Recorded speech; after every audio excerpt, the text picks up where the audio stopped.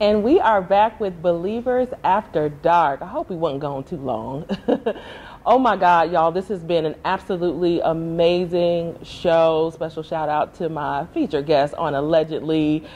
Some fun, some real talk, some real things going on, but I'm so excited to be able to speak to a couple that has an amazing testimony. You know, we were kind of laughing and talking a little bit earlier about Andrew Caldwell, Mr. I'm Not Gay No More, Mr. Delivered with a T.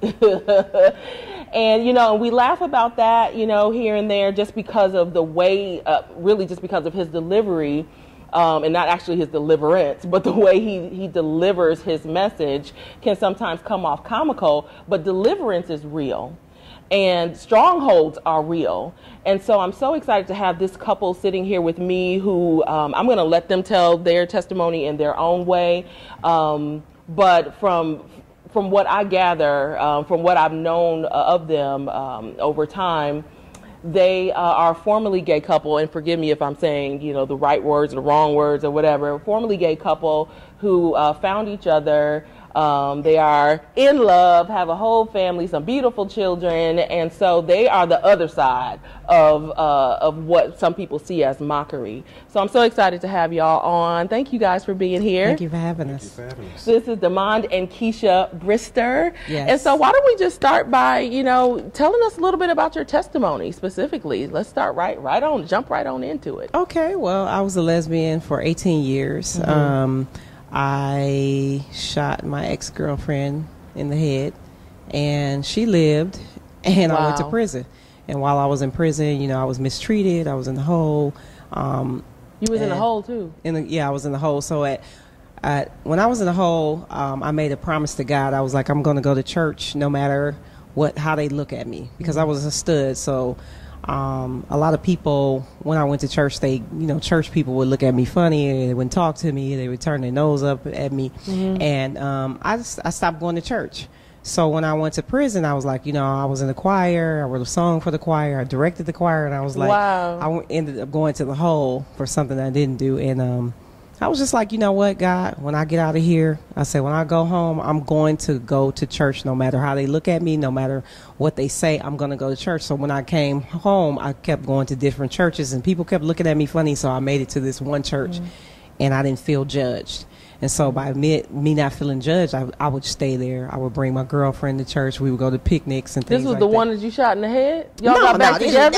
This I was like, wow. Jesus? No, we didn't get back together. We were friends. She came and testified on my behalf, though. So when I started going to this particular church, they didn't judge me or anything. So they allowed God to peel the layers off of me, rather than them saying, hey, let me put you some girl shoes on and some girl clothes. And while I was while I was at the church, I just kept going. The doors open. I was just doing and making that promise. I made that promise to God. So I kept going to church. And while I was going to church, even though I was in a relationship and everything, God started to knock at my heart. Wow. And when he did that, one day I saw my husband, and prior to him being your husband. Way prior. Yeah, way prior to him being my husband. And it's funny how you speak things into existence, because I was like, if I ever get married, I got to have a husband who used to be gay so he can understand me. Wow. And so he was in the front of the church. This had to be the day before Thanksgiving in 2006. And he was in the front of the church, and I saw him. I was like, there go my husband. I was like, whoa, girl. You said it? Yeah. And I was like, you better chill. You tripping now. We don't do that. And so I went home and told my mother and my girlfriend at the time. I was like, I found my husband. And they were like, my mom like, go on, baby. She didn't believe me. Right. And then as time progressed. Because I'm sorry, just a look, because I know we don't have that much time. Right. But when you were a stud, I vaguely remember from another time that you testified, like, you truly believed that you were a male at one point. Right, so that's why people could laugh, like, you ain't got no husband, like, you're a whole man. Yeah, I thought I was right. I thought I was a man. That's why I was like, you tripping. You better chill. I had a six-pack and everything, a mustache. I still, a little remnants of that. What is that? Anyway. Because I was like, Lord Jesus, deliver. Right. So, and so I saw him, and then as time progressed, he gave me a card, and I was like, on the inside, I was like, thank you. On the outside, on the inside, I was like, what? I was all happy. And, that's just part of the, testimony. I guess I'll let Demond tell you. Yeah, a little. Come on, Demond, let's hear a little bit. That was her perspective. That was her perspective. So I was, and I come from the gay lifestyle as well. Mine is a little different. I was, people call it molestation, but what if it's like a consensual relationship? And that's really what it was with me and my uncle. And he introduced me to some things or whatever, as a, and people, you can call it abuse and you can call it whatever, but it's like, it got to a point like I had to really be real about it. Like I'm liking the affection and the things that I'm getting from him because I didn't have a father figure at that time. And so he came into life, at a young age. How old were you at the time? I was when it started happening, about 4.5 years old. Yeah. That's hard for me to accept that as being consensual. But it's like after I was after because it was you're open to me, it and exposed I'm open to it. Yeah, like I'm already knowing, like I know better. You know what I mean? Yeah. But I'm going on with it because it was something. It was a relationship. Right, to me, right. And they're genuine. And people don't realize that. Yeah. It doesn't matter if this is somebody that you're related to. After something has happened for a while, you do start having genuine feelings, connection, and desire to somebody that may be your own father. You know, I mean, it's a twisted situation. But it's real, It was twisted. So just coming up in that type of mindset, just like having those battles with my sexuality and things like that, in high school, and just just going through all the emotions. Everybody like calling me sweet and fag and gay and all this kind of stuff like that, being teased all that time. But it wasn't until I graduated from high school that I got into it or whatever. I moved to Atlanta, was on there just buck wild, just down there partying or whatever. Came back up here to moved back to Milwaukee. Long story short, started going to church, gave my life to God, and he just started to transform me from the inside out. Like I never thought that I would be with a woman, but to be married and then kids and just all that. Like I wasn't even looking for that. I was just looking for peace. I had so much turmoil inside going on or whatever. And then just to come out and now be this couple that was delivered from, like I wasn't looking for nobody. Right, and for that to be the walking testimony. And so when I saw her, like same thing, when I saw her, I knew. I knew something. I knew she was going to be in my life, but I didn't, I didn't know how it was going to happen, but I knew that this woman was somebody for me. Wow. Yeah. You saw your good thing. Oh, did you see the good thing? Come on here now. Let's get the word up in here. What do you guys say to people? So again, we kind of, we kind of chatted a little bit about Andrew Caldwell, and I think that the issue with him is not so much that he's saying that, he used to live this lifestyle, but the residue is still on him. So he's still like he'll even say sometimes I still switch and twitch, and that's he's so entertaining to me. I'm sorry, he's a guilty pleasure, but. So what do you say to people who say, no, you're born gay, or this is, if this is who you are, then this is who you are, accept it. And are there still challenges? I can say you can be born again. So, people are not born gay, in my opinion, because like I have a 2-year-old. We have a 2-year-old, and he wasn't born looking like, oh, I'm going to be gay or he's going to be gay. No, he was just born. A lot of times we have these things that I make my pastor says there's impacts that happen in your life.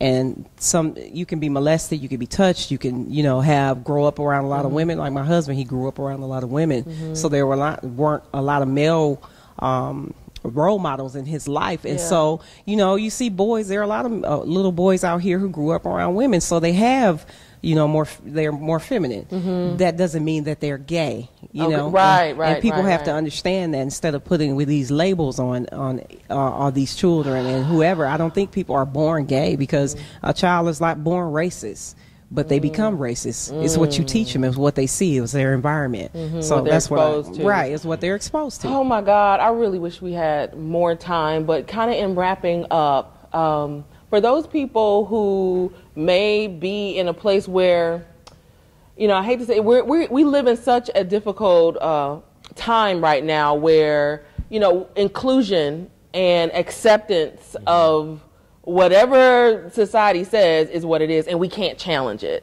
Just in case, maybe there is someone who's watching who maybe feels as though, you know, maybe they have been in a gay relationship, but they no longer want to be in that type of relationship anymore. Or just maybe anybody in general dealing with some type of stronghold or some type of issue or some type of thing that they don't want to be a part of anymore. How do they begin that process? And maybe some encouraging words and even some challenges for them to take away. I think that once they make up in their heart and their mind that that's what they want to do, that's all that matters. Because it's like if we study so much what the culture says and what, you know, what society says and what's that, but what does your heart say? What does God say? What does your peace say? Because there's a lot of people, oh, just be who you are and just be gay and this and that or whatever. But I'm like, you know, I can be that, but I'm not whole in my heart. I'm not at peace with it. You know what I'm saying? I can be going through the motions, and I think that you really have to find, like, at the end of the day, it's not going to be about what somebody is saying and what's accepted. It's about what's at peace and how you living. Are you living to your truth, not somebody else's truth? Oh my goodness, I love it. Oh my God. And something just came up in me really quick before we close out and then get your information ready, because I want them to know how they can stay in contact with you guys and see your new movie documentary that's coming out. But a friend of mine who is an amazing speaker, Chantel McKenzie, she said something that really stuck with me. She says, your thoughts ain't loyal. Wow. And I said, whoa. And so we can't always base our entire life on a feeling or something that we're having. I'm not saying that you're not gay. Maybe you are. I'm not saying that you are. You know what I mean? I'm just saying that you got to, back to what Demond said, where do you find peace? And let that be your guide, because your thoughts ain't loyal. That's what I know. And not even peace, because peace can be is not loyal either, because it could be based upon so many things. Oh, that's true. Just to even speak on Dr. McKenzie, I mean, I love Chantel. I love you, Chantel. Your peace, my peace was like so bad. What, you know what I'm saying? Like I'm just saying, my peace was in sleeping with men and jumping from bed to bed and this and that. But then when I changed, that peace wasn't working no more. That became a distraction. That just became my storm. You know what I'm saying? It became something that I was a struggle. It was no longer a peace. So your peace can also change too. It's not about where you find peace. You got to base it on the Word of God. Base it on truth and base it on wisdom. God. Don't base it on no feeling. Don't base it on something that you think gonna make you feel good. And that's where a lot of people at. Well, this is who I am, and this is how I act, and this is my truth. This is my truth. This is what I'm walking in. There's like 15 million truths. Sorry. But there's only one God. Have 10 more minutes?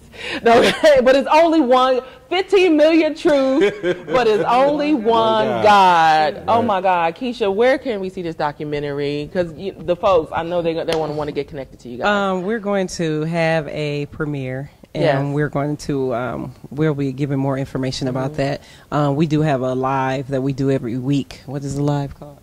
It's talk. It's just us. It's just what was that y'all talked about last week? It was something, or a couple weeks ago? It's about the double standards between men, being a man who used to be gay and a woman who used to be gay. I definitely agree.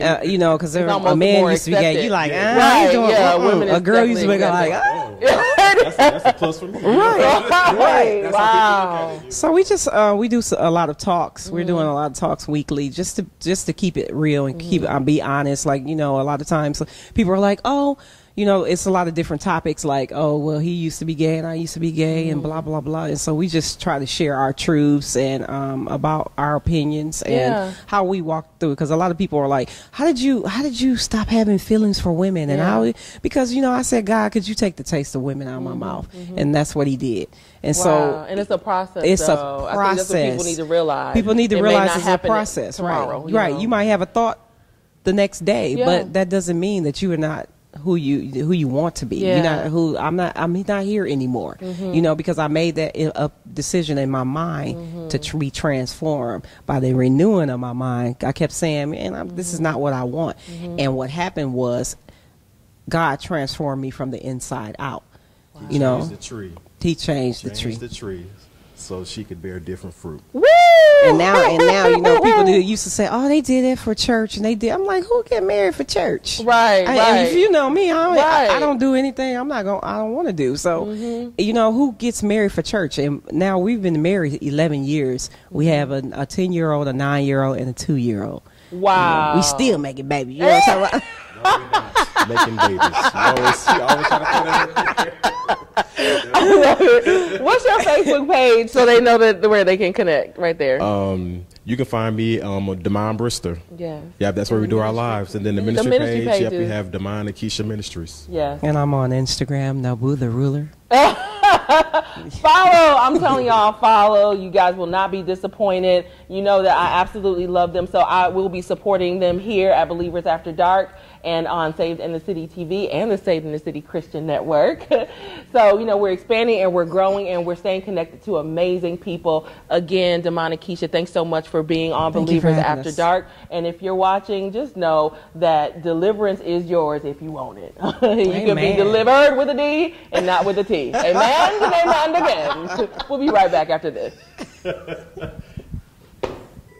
Seems everyone is podcasting these days, but if you want to do it right and stand out from the crowd, you need to contact Enterprise Now. eNow Podcast Solutions is second to none in providing best-in-class customer service and delivering top-quality podcast production. Podcast editing can be time-consuming and tedious. You're a podcaster. That's what you do best. Let us do the dirty work for you. Besides, it's what we do best. Then all you have to do is your awesome show. We can help with basic editing, mixing, promotion, delivery, tagging, and pro editing. Whatever you need, we can do it for you. Check us out and see all the ways we can make your podcast sound amazing and professional. Visit enterprise-now.biz/production.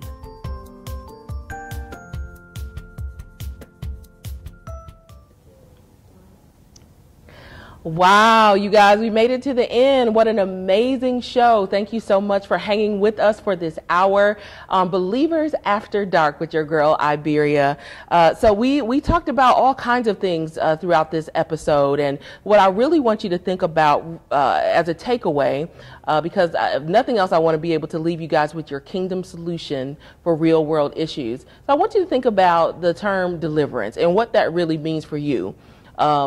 People like Andrew Caldwell has changed it from delivered to delivered. And so we laugh about it now, but deliverance is a real thing. And so, you know, sometimes you may have to ask yourself the question, can I really be delivered from this?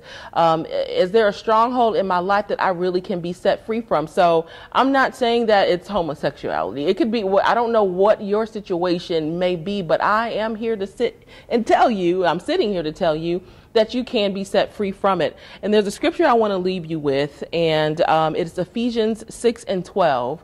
And it says, "For we wrestle not against flesh and blood, but against the rulers, against the authorities, against the cosmic powers over this present darkness, against the spiritual forces of evil in heavenly places." So if you are trying to fight whatever that issue is on your own, I hate to tell you, but you're going to lose every time. When you realize and understand that the issue and the fight that you're fighting is not with your flesh, but it absolutely has something to do with the spirit, then you can begin to war, because then it's no longer you and you can turn it over to God. So whatever it is, know that I believe that you can overcome only if you believe. Just have a little bit of faith. And until next week, I love you guys and be encouraged.